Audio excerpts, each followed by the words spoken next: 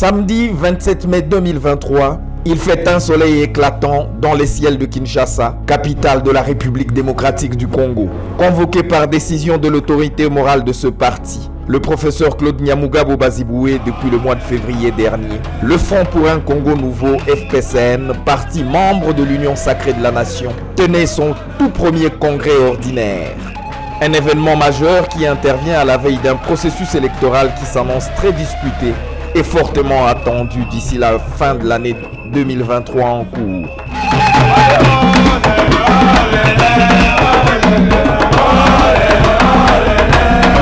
Ils étaient quelques 400 délégués venus de l'ensemble des provinces du pays à prendre d'assaut ce décor coloré de la salle des conférences de la paroisse Notre-Dame de Fatima dans la commune de la Gombe. Sur un rythme étrangement lent, celui qui jusque-là portait la casquette honorifique d'autorité morale du parti, le professeur Claude Nyamugabo fait son entrée dans la salle sur un tonnerre d'applaudissements, de hurrahs et de vivas.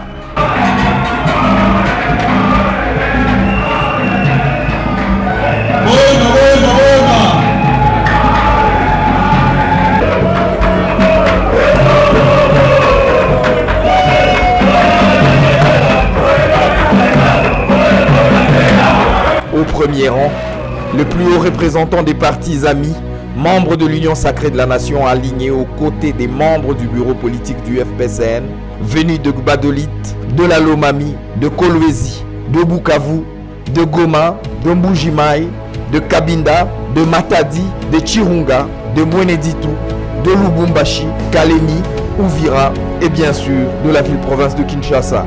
C'est donc sur ces entrefaites que commence une cérémonie marquée par 4 temps forts. D'abord, la présentation de ce jeune parti qui a jusque-là pu démontrer ses biceps avant que le secrétaire général du parti, Maître Vincent Ngoy, ne procède à la présentation du rapport succinct des activités du parti, dès sa création à ce jour. Parti discipliné de l'Union sacrée de la nation et dont l'appartenance est un secret qui surprendrait Polichinelle en personne, le congrès du Front pour un Congo nouveau a ensuite entériné à l'unanimité et en main levée la candidature du président Félix Antoine Tshisekedi Tshilombo à la magistrature suprême de ce pays pour un second quinquennat, lequel devrait marquer le retour de la République démocratique du Congo sur la locomotive du progrès. Viva! Viva! Viva!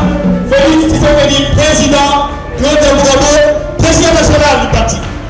Confiant de l'organisation prochaine et assuré des prochaines consultations électorales, le congrès du FPCN a validé les dossiers des candidatures de tous ses prétendants aux différents scrutins avec les couleurs de l'Union sacrée de la nation comme plateforme politique et du regroupement Tous pour le développement du Congo TDC en vue d'offrir non seulement un triomphe haut la main au président Félix Tshisekedi, mais surtout de lui garantir une majorité parlementaire confortable et ce, à tous les niveaux.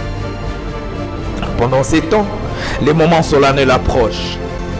Désignons ce jour le professeur Claude Nyamugabo Baziboué en qualité de président national du Front pour un Congo.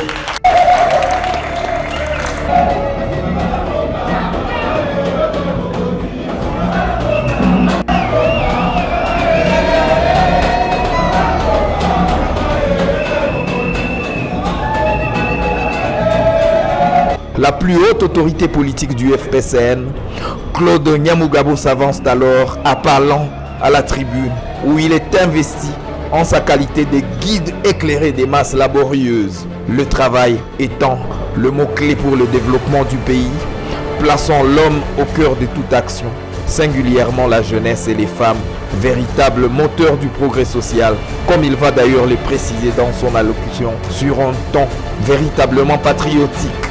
Et la refondation du Congo nouveau se trouve entre ses mains. Les cadres et militants du FPCN ont désigné son Excellence Félix Antoine Tshisekedi Tshilombo comme candidat du FPCN à la prochaine élection.